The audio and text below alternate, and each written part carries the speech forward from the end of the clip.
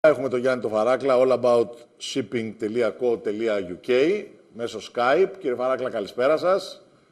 Καλησπέρα σας από το Ηλιόλουστο Λονδίνο. Από το Ηλιόλουστο. Δυστυχώς επιβεβαιωνόσαστε για την ναυτιλία. Είχαμε πτώση στο δίκτυ, μου λέγατε πριν, Ναι, ο δείκτης υποχώρησε στις 809 μονάδες, -2 και -16 από την προηγούμενη εβδομάδα. Έχει φτάσει σε αυτό το όριο των 802, το οποίο είναι η make break. Αν λοιπόν πάμε και κάτω από τις 800 μονάδες, τα πράγματα αρχίζουν να γίνονται δύσκολα. Επιβεβαιώνεστε βέβαια και εσείς που μιλάτε για ναύλους αξίας μιας νυχτιάς, μιας σουίτας σε ένα καλό ξενοδοχείο. Οι ναύλοι έχουν πέσει, δηλαδή αυτή τη στιγμή βλέπω μπροστά μου 180 βαπόρι, το Ocean Duke, το οποίο πήρε $7.000 την ημέρα για ένα ταξίδι από Αυστραλία ή Ιαπωνία. Ας πούμε πίσω, δύσκολα πράγματα, κύριε Θωμάκο. Έχουμε, όπως είπαμε, ναύλους σουίτας. 58 βαπόρι του 2009, 12.000 το Καρμελίτα, έτσι έχει και ένα όνομα έβικο, ας το πούμε, ό,τι γίνεται. Αυτά είναι δύσκολα πράγματα. Και αυτή τη στιγμή... Και οι ναύλοι είχαν φτάσει, πόσο μου λέγατε, 100.000, 150 την ημέρα. 150, 180.000 την ημέρα. Πολλοί λέγανε όσο είναι το dead weight σου, 180.000, άλλο τόσο ήταν και ο ημερήσιος ναύλος. Καταλάβατε, λοιπόν, φτάσαμε στις θέσεις τις οποίες είχαμε εμείς εδώ προβλέψει με μεγάλη ακρίβεια και γραπτός, γιατί η ανθρωπότητα πρέπει να έρθει στα σύγκαλά της. Λοιπόν, σήμερα πήρα μία είδηση, μας προσκαλέσαν να πάμε στην North Shipping, όπου ο γερμανικός νεογνώμονας κάνει μία παρουσίαση για το θέμα των νεοναυτιλούμενων πλοίων, τα οποία θα καταναλώνουν 20 με 30% πετρέλαια λιγότερα. Και το ερώτημά τους είναι τι θα γίνει τα 3 με 5 ετών τα βαπόρια, τα οποία θα αρχίσουν να χρηστεύονται. Άρα λοιπόν φτάνουμε σε πολύ δύσκολες καταστάσεις που μπορεί να φέρουν μεγάλο κράσ. Αυτό είναι πάρα πολύ μεγάλο. Και ένας τέτοιος νεογνώμονας στο group των 10 καλύτερων νεογνωμόνων Germain Lloyd έχει κάθε λόγους να ενδιαφέρεται, διότι είναι ένας από τους νεογνώμονες ο οποίος έχει μια εξειδίκευση παραπάνω από τους άλλους, λίγο αν θέλετε, στα κοντέινερ τα βαπόρια. Και οι Έλληνες εφοπλιστές αγοράζουν βαπόρια και Φαράκλα με όλο αυτό το σκηνικό που μας περιγράφετε. Υπάρχει στον τύπο μια διευρυμένη, αν θέλετε, είδηση συνεχώς για την Ελλάδα και την Κίνα, ο ανταγωνισμός των Ελλήνων και των Κινέζων εφοπλιστών. Εδώ όμως έχουμε όχι μόνο ποσοστώσεις, έχουμε και άλλες καταστάσεις. Η Κίνα 1,3 δις. Εμείς είμαστε 17 εκατομμύρια σε όλο τον κόσμο οι Έλληνες. Και εντούτοις τους κοντράρουμε άγρια, αλλά δεν πρέπει να γίνονται οι μετρήσεις έτσι. Καταλάβατε. Λοιπόν, εδώ θέλει πολύ μεγάλη προσοχή. Τα πράγματα αλλάζουν. Βλέπετε το Ισραήλ, μια πολύ δυνατή, αν θέλετε, χώρα στο trade τους, έχει αυτή τη στιγμή ένα μεγαλεπίβολο πρόγραμμα ναυπηγήσεως πλοίων containers. Και ζητάνε λεφτά. Και σου λέει τι θα γίνει τώρα εδώ πέρα. Δύσκολα να βρεις λεφτά. Η Zim Line συγκεκριμένα έχει βρει να ψάξει να βρει λεφτά για να καλύψει τις νέες ανάγκες της με σύγχρονα πλοία. Από την άλλη πλευρά, η Κίνα από το 2007 που είχε 14,2 αύξηση development έχει μόνο σε 7,8 τώρα. Βλέπετε λοιπόν μέσα σε 6 με 7 χρόνια μια μεγάλη πτώση. Αυτό πρέπει να μας κουνήσει όλους. Και τα γεωπολιτικά, μια και αναφερθήκατε στο Ισραήλ, λέγαμε πριν για αυτή την ιστορία με τους S-300, έτσι.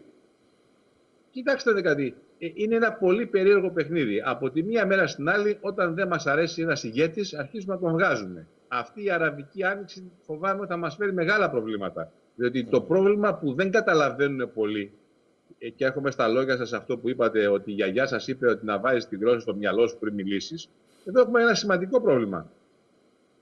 Αυτό που απασχολεί την ανθρωπότητα είναι η τρομοκρατία. Και θα ενθυμίσετε ίσως ιστορικά που εμείς πρώτοι στην ναυτιλία, στις αρχές του 1800, τα Lloyds είχαν εγκαταστήσει σε κάθε λιμάνι του κόσμου, σε κάθε πέρασμα του κόσμου, Lloyds Agents, οι πράκτορες των Lloyds, οι οποίοι ενημέρωναν το τι γίνεται σε κάθε χώρα για να υπάρχει η αντίστοιχη διασφάλιση των μεταφερομένων αγαθών ή και επιβατών. Αυτή τη στιγμή δεν είναι ευχάριστες οι ειδήσεις οι οποίες μαζεύουμε κι εμείς από αυτές τις πηγές πληροφοριών και μπορεί να ξεσπάσουν φοβερές ταραχές από τρομοκράτες παντού. Στην Ευρώπη, την ώρα που οι δικοί μας εδώ οι ξύπνοι παίζουν με τα αντιρατσιστικά και κάνει ο καθένας τη μικροπολιτική του, λοιπόν στην Ευρώπη υπάρχει τεράστιο πρόβλημα με το Ισλάμ, από ό,τι αντιλαμβανόμαστε, έτσι. Βεβαίως, υπάρχει τεράστιο, διότι αυτή τη στιγμή κάποιος που δεν του δίνουμε σημασία είναι μέσα σε μια εταιρεία και είναι sleeping duck. Αυτός ο άνθρωπος μπορεί να χρησιμοποιήσει όλα τα resources και την εταιρεία του να την τεινάξει στον αέρα οικονομικά και φυσικά και βέβαια και την ανθρωπότητα. Γίνονται πράγματα τα οποία δεν πρέπει να περνάνε απαρατήρητα. Υπάρχουν τελευταίες ισχυρές ενδείξεις από αρθρογραφία από τα Lloyds of London, τα οποία κυνηγάνε τους κινδύνους και την διασφάλιση της απρόσκοπτης ροής του παγκόσμιου εμπορίου. Μάλιστα. Μας λέγατε για τον τουρισμό. Κύριε Φαράκλα, κάτι πολύ σημαντικό λέγαμε πριν στο διάλειμμα με τον τουρισμό στην Ελλάδα, που θέλουμε από τη μία τουρισμό και περιμένουμε πώς και πώς, και από την άλλη είναι μια άθλια εικόνα με ακαθάριστα τα δάση με κίνδυνο πυρκαγιάς, με σκουπίδια παντού, με τους ξένους. Να το πούμε και αυτό, γιατί κάποιοι κάνουν τους αντιρατσιστές και ξυπνάδες κτλ. Στο κέντρο της Αθήνας, τα είδαμε προχθές, εκεί στα Εξάρχεια είχαν πάει, δηλαδή εικόνες απίστευτες. Καλά το εμπόριο ναρκωτικών, άνθρωποι να φοδεύουν μέσα στη μέση του δρόμου. Δηλαδή, μιλάμε απίστευτα πράγματα. Τουριστική χώρα είναι αυτό. Δεν υπάρχει τείχος που να μην έχει γίνει μαύρος από το σπρέι. Ένας από τους άθλους του Ηρακλέους ήταν η Κόπρος του Αυγίου. Έτσι. Αυτή την Κόπρο του Αυγίου καλείται ο κάθε υπουργός ή υπουργός τουρισμού, ανεξαρτήτου κόμματος, να καθαρίσουν όλη την Ελλάδα. Αυτό δεν είναι εικόνα. Γκέτο κινδυνεύει. Η Αθήνα, κύριε Φαράκλα, μου έλεγε ένας χρηματιστηριακός αναλυτής, κινδυνεύει να γίνει το γκέτο της Ελλάδας και το κέντρο της Αθήνας, το γκέτο της Αθήνας. Δυστυχώς, θα πρέπει να ορθώσουμε το ανάστημά μας, και μιας που και ο Δήμαρχος Αθηναίων υπήρξε και συνήγορος του πολίτη με δυνατές γνώσεις, πρέπει και εκείνος να αφουγκριστεί αυτά που λέμε, διότι δεν πάει άλλο. Δεν πάει η Αθήνα, η διαμαντόπετρα της γης, το δαχτυλίδι, να δέχεται αυτή την κατάσταση αυτή τη στιγμή. Και λένε βέβαια, τώρα να αξιοποιήσουμε η Ευρώπη, επειδή γυράσκει, να αξιοποιήσει τους λαθρομετανάστες και τους μετανάστες γενικώς, όπως και η Αμερική κτλ. Στην Αμερική, βέβαια, είναι αλήθεια ότι τους αξιοποίησαν, εκεί στηρίχθηκαν κιόλας, αλλά έχουν και εκεί τεράστια προβλήματα. Είχαν και έχουν και ρατσιστικά και θέματα ασφαλείας. Πάρα πολλά, έτσι. Λοιπόν, δεν ξέρω, και εκεί είναι ένα κράτος, εν πάση περιπτώσει. Εδώ τώρα λέει ο καθένας το μακρύ του και το κοντό του.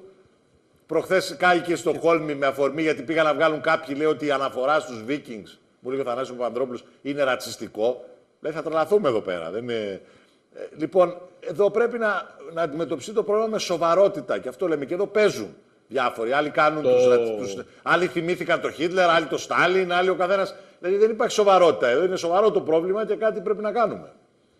Το όμοιος ομοίο αή πελάζει είναι μια πάρα πολύ σοφή ρίση, και θα πρέπει να το κοιτάξουν αυτοί που μιλάνε για ρατσιστικά και αντιρατσιστικά, να κάνουν μια ανάλυση για τη σημερινή εποχή τι σημαίνει το όμοιος ομοίο αή πελάζει.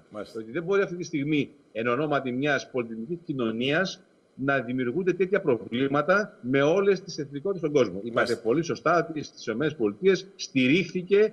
Οι ΗΠΑ είναι μια χώρα η οποία στηρίχθηκε από τις πρώην Μητροπόλεις. Όλες οι αυτοκρατορίες στείλανε κόσμο εκεί, από βράσματα, το λέμε και εισαγωγικά και εκτός εισαγωγικών, θρησκευτικών αιρέσεων, άτομα με μεγάλες διαφορές ξεκίνησαν και πήγανε στις ΗΠΑ το νέο κόσμο. Και εκεί είδατε, βγάζουν το άχτι τους τώρα, δέστε το αυτό, βγάζουν το άχτι τους στις Μητροπόλεις που τους απέστειλαν, στη Βρετανία, στη Γερμανία, παντού. Και μιας που για τη Γερμανία, η κυρία Μέρκελ παίρνει ένα πολύ ωραίο πεσκέσι που λέει και ο ελληνικός λαός, άλλοι 21.000 άνεργοι της έρχονται. Και να πάμε και στην Ελλάδα πίσω, όπου το διεθνές, το IRF, είπε ότι δεν θα υπάρχει ούτε έξοδος στις αγορές το 2014, και να δω όλοι αυτοί οι οποίοι περιμένουν το 2020, όπως είχαμε πει και στο διάλειμμα, και αν... Κύριε Φαράκλα, τα σοβαρά προβλήματα, το έχουμε πει πάρα πολλές φορές, θέλουν σοβαρή συζήτηση και σοβαρές λύσεις. Λοιπόν, οι επιπολαιότητες, ένθεν κακήθεν, που τις έχουμε συνηθίσει εδώ στην Ελλάδα, Παναθηναϊκός, Ολυμπιακός, οι αριστεροί να λένε την καταστροφολογία και τις διάφορες ανευθυνότητες και τα ρατσιστικά και δεν ξέρω εγώ τι, και απ' την άλλη τώρα να απαντάς σε ένα επίπεδο προπαγάνδας, δεν είναι το ζητούμενο. Είναι δύσκολο το πρόβλημα και για την Ελλάδα και για την Ευρώπη, και το οικονομικό και της ανταγωνιστικότητας και το μεταναστευτικό, και πρέπει κάποια στιγμή... Άκουγα έναν συνάδελφο, διάβαζα προχθές, που έλεγε ο μεγαλύτερος κίνδυνος, λέει, το New Deal, άλλο το New Deal όταν έγινε μετά τον πόλεμο, και άλλο στη σημερινή κοινωνία που κινδυνεύει από χολυστερίνη και από ζάχαρο.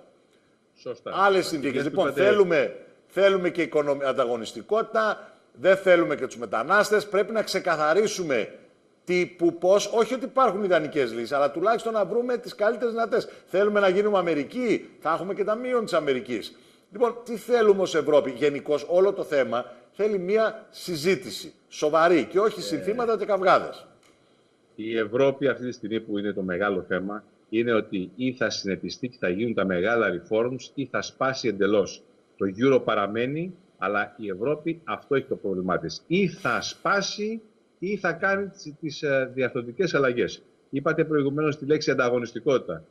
Όπως θα έχετε πιθανώς ακούσει, η Ένωση Ελλήνων Εφοπλιστών και ιδιαίτερα ο Γενικός Γραμματέας, ο κύριος Πάνος Δασκαρίδης, έκανε μία συνέντευξη στην εφημερίδα την Αυτεμπορική, επιβεβαιώνοντας την εθελοντική προσπάθεια του ελληνικού εφοπλισμού να συνεισφέρει 2-3 φορές παραπάνω στο θέμα των δημοσιονομικών ελλημάτων της Ελλάδος και να προσφέρουν οι Έλληνες πλειοκτήτες 3 φορές απάνω χρήματα που αντί να πληρώσεις 10 δραχμές, θα πληρώνεις 30 για το βαπόρι σήμερα. Αυτό πρέπει να το δούμε. Πιστεύουμε ότι και το 100, να μην πω το 101% θα το κοιτάξει, να το πληρώσει. Η Ένωση Ελλήνων Εφοπλιστών, το κομίτι εδώ στο Λονδίνο, όλοι είναι εναρμονισμένοι και σύμφωνοι ότι πρέπει να καταβληθούν τα λεφτά αυτά. Είναι μια unsolicited, μια οικειοθελής κίνηση του ελληνικού εφοπλισμού, ο οποίος, να το τονίσουμε, αντιμετωπίζοντας τεράστια προβλήματα ανταγωνιστικότητας, να το σημειώσουμε, καταβάλει κάθε προσπάθεια σε μία κρίση, έρχομαι στα λόγια σας, άλλο 180.000 την ημέρα και άλλο όχι 8, ναι. 5.000 την ημέρα. Πολύ σωστά το λέτε, γιατί κάποιοι βλέπουν το τυρίο συνήθως και όχι τη φάκα. Σου λέει οι εφοπλιστές έχουν λεφτά, για πήγαινε εσύ να δικήσεις, να ξέρεις αυτή τη στιγμή όπως το περιγράψατε ότι ένα βαπόρι σου είναι μεταξύ Αυστραλίας και Ιαπωνίας και τον άβλο που παίρνεις δεν βγάζει ούτε καν τα έξοδα. Λοιπόν, δεν είναι απλά πράγματα αυτά. Ναι, μεν έχουν βγάλει κατά καιρούς πολλά χρήματα, είναι μεγάλα τα ρίσκα, είναι μεγάλα καράβια, μεγάλες φουρτούνες που λέει και ο λαός. Λοιπόν, δεν πρέπει να τα βλέπουμε τα πράγματα μονόπλευρα, γιατί το έχουμε συνηθίσει και αυτό εδώ. Κοιτάξτε, η Ελλάδα είναι μια εκπληκτική χώρα, όπως και όλος ο ναυτιλιακός της κόσμος. Και οι ναυτίλοι και οι ναυτεργάτες και οι εφοπλιστές. Και τελευταία θα είδατε που τελειώνει σήμερα το Παγκόσμιο Συνέδριο που οργάνωσε το Ίδρυμα Μαρία Τσάκος για την MLC του 2006, δηλαδή το Maritime Labour Convention, στο Ευγενίδιο Ίδρυμα. Πιστεύουμε θα έχουμε σύντομα τα αποτελέσματα, όπου κοιτάμε τα θέματα της ναυτεργασίας. Και μια στην ναυτεργασία, ο κ. Δασκαρίδης είπε ότι θα πρέπει να υπάρχουν και συλλογικές συμβάσεις, όπως υπάρχουν στη στεριά, να υπάρχουν και στη θάλασσα. Διότι είναι πολύ ανεβασμένα τα μηνιάτικα, τα μισθά των ναυτικών. Μα στην ακτοπλοεία, συγγνώμη που σας διακόπτω, κάπου διάβαζα ότι κάποιοι είναι απλήρωτοι, έχουν προβλήματα εταιρείες, το κράτος δεν τους έχει εξοφλήσει. Λοιπόν, είναι και όπως λέτε, πώς θα πάμε σε τουριστική σεζόν με αυτές τις συνθήκες, έτσι. Μακάρι να πάνε όλα καλά, έτσι, δεν γκρινιάζουμε. Έχουμε πολύ καλά προϊόντα να καθαρίσουμε την κόπρο του Αυγείου, να χρησιμοποιήσουμε σωστά το χρηματιστήριο Αθηνών, να καλέσουμε τους ξένους. Δεν είναι τρόπος αυτός του marketing το οποίο γίνεται αυτή τη στιγμή και ας σταματήσουν τα δεκανίκια της κυβέρνησης αυτής που τη στηρίζουν να πετάνε, όπως λέτε, το κοντό τους και το μακρύ τους. Εντάξει. Γενικώς, ιδιαίτερα... για να κλείσουμε, κύριε Βαράγκα, δεν έχουμε δυστυχώς χρόνο. Κακώς εφησυχάζουμε και θριαμβολογούμε. Εδώ θέλει δυστυχώς συνέχεια προσπάθεια και οι μεγάλες αλλαγές δεν έχουν γίνει ακόμα. Αυτές που θα αλλάξουν το σκηνικό. Είναι μια διαχείριση της κατάστασης, πάει προς το καλύτερο, με την έννοια ότι σταμάτησαν τουλάχιστον τα εγκληματικά λάθη. Αλλά είμαστε σε μια κατεύθυνση, αλλά όλα αυτά που λέμε, οι νομικές αλλαγές, η αναθεώρηση, η αλλαγή νοοτροπίας, η προσέλκυση επενδύσεων, το φορολογικό, όλα αυτά που θα αλλάξουν το σκηνικό, ακόμα δεν τα έχουμε δει. Δεν είναι και εύκολα βέβαια. Το φορολογικό, θα τελειώσουμε κι εμείς έτσι, ταλανίζει όλη την Ευρώπη. Προχτές η Αγγλία είχε την πρώτη της ημέρα, γιατί από την πρώτη του έτους μέχρι και προχτές ο Άγγλος εργαζόμενος δούλευε για το κράτος. Ό,τι εισέπρατε το είχε για το κράτος. Από προχτές και μετά, ό,τι κερδίζει πάει και για την τσέπη του. Προσέξτε. Μάλιστα. Η φορολογία που επιβάλλουν οι κρατιστές για να ζήσουν, για να οργανώνουν λαϊκές βιβλιοθήκες και εκθέσεις. Καλά είναι όλα αυτά, αλλά όχι εις βάρος των υπολείπων, αφήνοντας την ουσία. Καλά. Η Ελλάδα λοιπόν που μας ενδιαφέρει στο διεθνές στερέωμα είναι μια χώρα που μπορεί να προσελκύσει ναυτιλιακές επενδύσεις, πλοία, τουριστικά, λιμάνια, θέρετρα, ο τουρισμός της, ο υπόγειος πλούτος της, πετρέλαια, γκάζια, όλα αυτά τα πράγματα. Και βέβαια για να μπορεί να έχει και έναν λόγο στην περιφέρεια, διότι αυτά τα οποία συμβαίνουν στην περιφέρειά μας δεν είναι ευχάριστα. Μάλιστα. Και θα ήθελα να το αναλογιστούμε πάρα πολύ καλό αυτό, είναι να αναλογιστούμε να κάνουμε μια αυτοκριτική και να σταματήσουμε αυτό που το οποίο λέτε ότι εφησυχάζουμε και μας δίνουν όλοι εύσημα και μας κυνηγάνε μετά. Λοιπόν, ας ορθώσουμε το ανάστημά μας, ας πάει ο κόσμος στο γυαλό, έχουμε ανάγκη από Έλληνες ναυτικούς.